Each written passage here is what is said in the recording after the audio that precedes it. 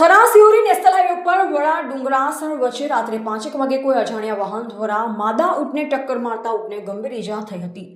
વાત કરવામાં આવે તો અકસ્માતની જાણ સવારે 7 વાગે વિષ્ણુ ઠાકોરને થતા તેઓએ કામધેનુ ગૌ સેવા સમિતિ થરા સંચાલક શિવાજી પરમારને કરતા બનાવ સ્થળે તાત્કાલિક પહોંચી ઘાયલ માદા ઊંટને સારવાર માટેની વ્યવસ્થા કરવામાં આવી। જે દરમિયાન મહાકાળી ગ્રુપ ડુંગરાસણના ગૌસેવકોને જાણ કરતા તેઓ પોતાનું પિકઅપ ડાલુ લઈ તુરંત જ ત્યાં હાજર થયા હતા।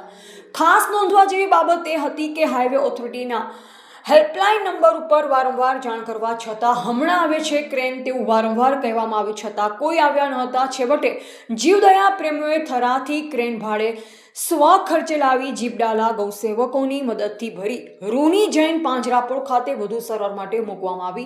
સવારે 5 વાગે ઘટના બની હોવા છતાં હાઈવે ઓથોરિટી 9:30 વાગ્યા સુધી આવ્યા ન હતા, જેથી તમામ ગૌસેવકોએ રોષ વ્યક્ત કરી દુઃખની લાગણી સાથે હાઈવે ઓથોરિટીની આવી નબળી નકામી કામગીરી સામે રોષ પ્રગટ કર્યો હતો।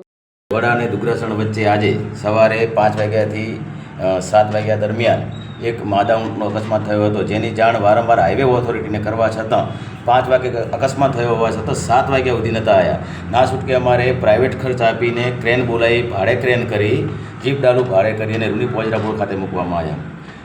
આવી રીતે જો આવું ફોન કરવા છતાં જો વારંવાર ના આવતા હોય તો હાઈવે ઓથોરિટી અને હેલ્પલાઇન નંબર શું કરવાનો? અમારા ગૌસેવકો બિચારા 5 વાગ્યાથી 7 વાગ્યા સુધી વારંવાર હાઈવે ઓથોરિટીને જાણ કરવા છતાં કોઈ આવ્યા ન હતા। હમણે આવીએ છીએ એમ કરવા છતાં એ આવ્યા નહીં। છેવટે અમારે ના છૂટકે પ્રાઇવેટ ખર્ચ કરી અને રૂની પોજરાપોળ ખાતે મૂકવાની ફરજ પડી। તો રિપોર્ટર રામજીભાઈ રાયગોર, બનાસકાંઠા।